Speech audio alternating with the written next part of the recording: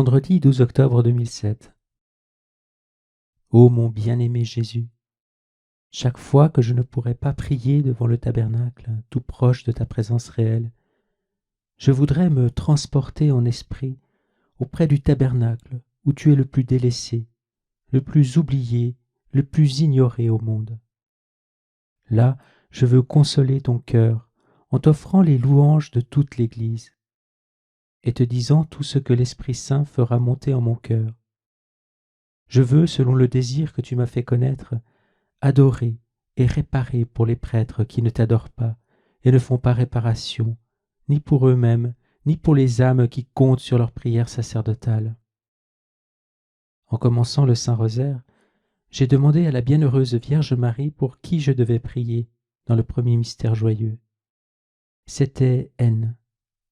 La Vierge m'a fait comprendre que je devais prier pour lui, car la prière du prêtre doit se faire sentir jusque dans les profondeurs du purgatoire, où il y a des âmes qui l'attendent dans la patience et dans la souffrance. Je le veux auprès de moi, dans ma lumière. Je veux qu'il voie la splendeur de ma face et qu'il exulte en compagnie de sa mère et de tous les saints. Tu l'aideras à sortir du purgatoire et à parvenir à la lumière qu'il attend et qu'il désire, en offrant le saint sacrifice pour lui. Ne le remets pas, je veux le délivrer. Veille du 13 octobre, anniversaire du grand miracle de Fatima. Toujours la Sainte Vierge me demande la prière du rosaire, cette prière qui relie tous ses enfants à son cœur immaculé et maternel. La Sainte Vierge demande à tous ses fils prêtres de reprendre le chapelet, de le prier souvent avec attention et amour. C'est par l'humble prière du chapelet que les prêtres seront délivrés des tentations qui les harcèlent.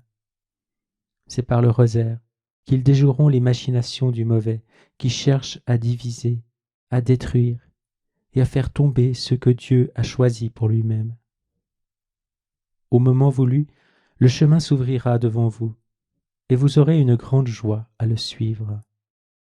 Tout sera clair puisque préparé d'avance par les prévenances de mon amour miséricordieux et par les interventions de ma très sainte mère. En ce jour-là, vous n'aurez plus rien à craindre.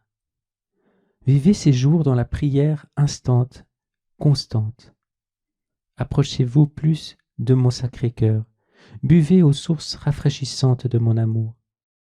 Laissez-vous préparer par mon action secrète, mais combien efficace en vous.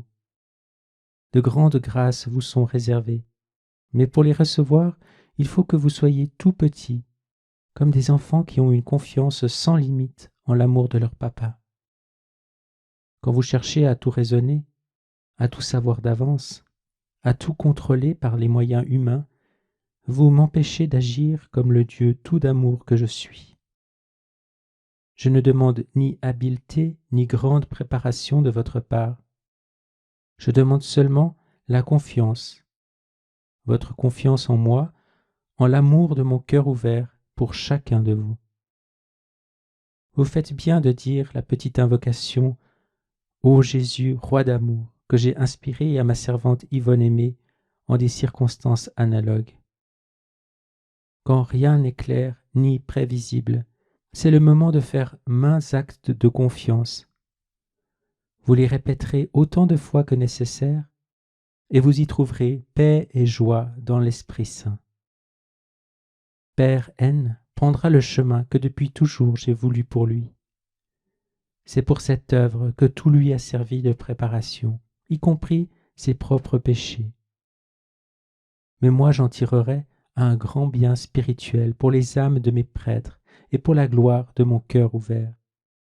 Ils viendront vers moi, et moi je les referai à mon image, et ils seront les prêtres adorateurs voulus par mon Père.